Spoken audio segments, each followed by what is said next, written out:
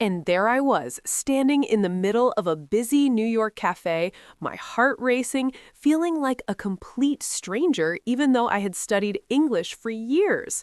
Welcome to Speak English with Luna, the place where we transform your fluency through the lens of success and psychology. Today, we are revealing the invisible trick to finally understanding native speakers. It's a feeling I know well, Luna. I remember being in a high-stakes boardroom in London. I knew every word in the dictionary, but the speed, the way the words melted together, it felt like a wall of sound I couldn't climb. A wall of sound. That is exactly how our listeners describe it. They feel like they are failing. But Marcus, you say it isn't about their vocabulary at all, right? Not at all. People think they need more words. In reality, they need a different ear. In that boardroom, I realized that if I stopped trying to catch every single and, the, or of, and started listening for the musical peaks, the wall would simply vanish. That is the invisible trick. It's about the rhythm, not the individual pieces. Marcus, I'm so excited to dive into this. Let's help our community break that wall down right now. I love that concept. The wall of sound vanishes when we find the rhythm. But Marcus, how can a student actually start doing this today? For someone at a B1 level, it sounds a bit like magic. How do we find those musical peaks you mentioned? It's not magic, Luna. It's biology and linguistics. You see, English is a stress-timed language. This means we don't give every syllable the same amount of time. Think of it like a heartbeat. Thump, thump, thump, thump. We only care about the big beats, the content words. Content words. So you mean the words that actually carry the meaning, like nouns and verbs? Precisely. Words like at, in, of, the, to. These are function words. In a natural conversation, we squish them together. They become almost invisible. If you try to hear every single to and the with equal strength, your brain gets overwhelmed. It tries to process too much data at once and simply gives up. Oh, I remember that feeling so well. I used to get stuck on one tiny word I didn't recognize, and by the time I realized it wasn't important, the speaker was already 3 sentences ahead. It's so discouraging. It makes you feel like you aren't good enough. Exactly. And that discouragement creates stress, which actually blocks your ability to learn. To understand a native speaker, you must learn to ignore the small stuff and dance with the rhythm of the big words. That is a game changer. Okay, everyone, let's do our first vocabulary checkpoint. Overwhelmed, feeling like there is too much to handle. Rhythm, a strong, regular, repeated pattern of sound. Vanish, to disappear suddenly. Now, I have a question for our community. Leave a comment below right now. Have you ever felt overwhelmed while watching a movie in English without subtitles? What did you do? We want to hear your stories. Marcus, that concept of the wall of sound really hits home. I think many of our listeners feel like they're fighting against the language instead of dancing with it. You mentioned that this is about biology and psychology. Could you take us deeper? Maybe tell us a story of someone who actually mastered this invisible trick? I would be happy to, Luna. It reminds me of a former student of mine, Elena. Elena was a brilliant marketing executive from Brazil who moved to Seattle for a high-level position. On paper, her English was perfect. She had a high TOEFL score and could write complex reports without a single mistake. But in the boardroom, she was terrified. Oh, I can imagine. The pressure must have been immense. Did she feel like she was losing her professional identity because she couldn't follow the fast-paced office chatter? Exactly. She told me, Marcus, when my colleagues joke around or brainstorm quickly, it sounds like a swarm of bees. I hear the buzz, but I can't find the honey. She felt stupid, which is a word no one should ever use for themselves when learning a language. We call this cognitive overload. Her brain was trying to decode every single phoneme, every a, an, and the, at 100% power. So her brain was essentially crashing, like a computer trying to run too many programs at once. Precisely. So we started working on what I call auditory anchoring. I told her to stop trying to understand the whole sentence and instead look for the stress. In English, we have a secret weapon called the schwa sound. It's that sound, like the A in about or the E in the. It's the most common sound in English, and it is intentionally weak. Wait, so you were saying the key to understanding native speakers is actually focusing on the sounds that are weakened or even deleted? It sounds counterintuitive, doesn't it? But yes. I told Elena, the native speaker is lazy. We want to get to the important information as fast as possible. If I say I'm going to the store, I don't say I am going to the store. That's robotic. I say I'm gonna the store. The words to and the become tiny, almost invisible bridges. Invisible bridges. I love that.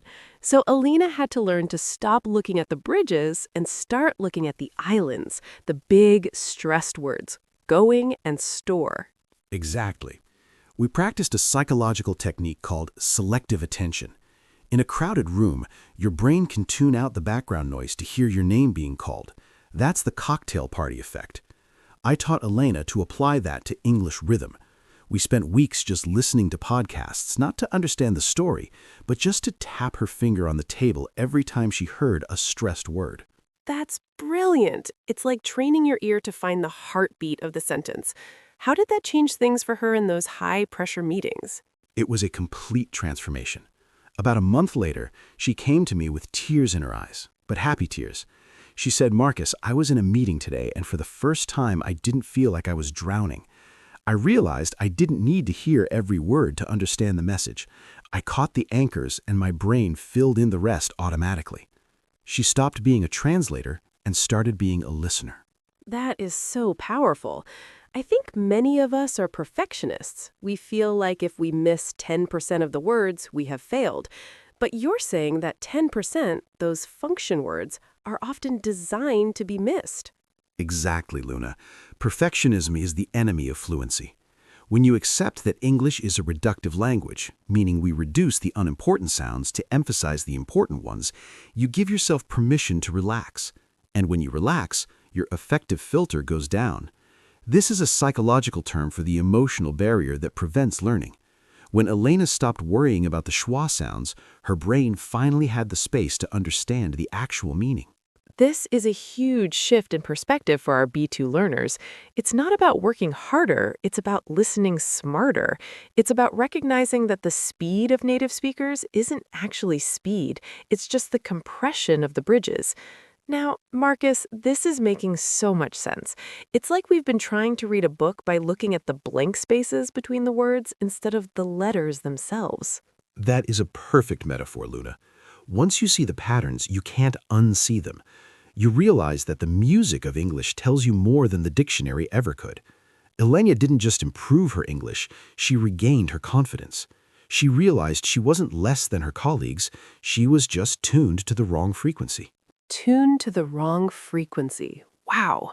Okay, everyone, take a deep breath. We're moving from the what to the how. We've understood the psychology, the schwa, and the importance of stress, but now we're going to step it up. We're going to look at some high-level vocabulary and a challenge that will put this invisible trick into practice. Marcus, as we pivot towards a more sophisticated mastery of the language, it becomes evident that comprehension isn't merely a matter of decoding. It's about discerning the speaker's underlying intent. For our C1 learners, the invisible trick goes beyond just hearing the peaks. It's about understanding the subtlety of those peaks. Oh, I love this exercise. Depending on which word you stress, the entire accusation shifts, right? Exactly. If I stress the first word, I didn't say he stole the money, it implies someone else said it. But if I shift that stress to the end, I didn't say he stole the money, it suggests he might have stolen something else entirely, like a car or a watch. To a native speaker, the invisible trick is knowing that the information isn't in the vocabulary, it's in the inflection. And that brings us to our golden word of the day, inflection. Inflection is the modulation of intonation or pitch in the voice. It's the color of your speech. Without it, you're just a textbook. With it, you're a communicator. Precisely. And for those aiming for C1 fluency, you must stop being a passive recipient of sound. You have to become an active hunter of inflection. You need to ask yourself, why did the speaker emphasize that specific word? It's often where the truth is hidden. This is the level where you truly start to feel native adjacent. It's about reading between the lines of the sound. Now, it's time for our community challenge. We want to put your ears to the test. Here's your mission. Go to YouTube and find a 30-second clip of a fast-paced interview. Maybe someone like Oprah or a late-night host. Don't look at the subtitles. Your job is to listen to a single sentence and write down only the stressed words. That's it. Don't try to transcribe the whole thing. Just find the anchors.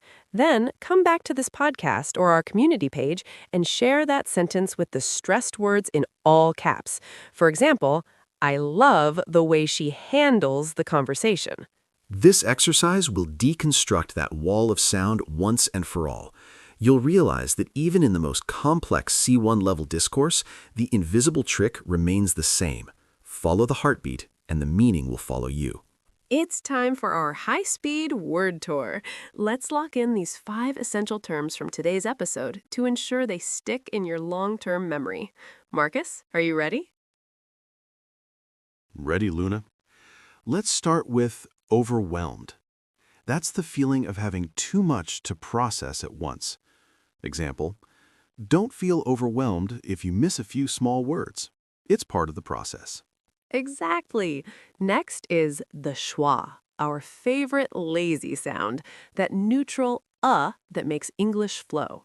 Example, in the word about, the very first letter is a schwa. Third, affective filter.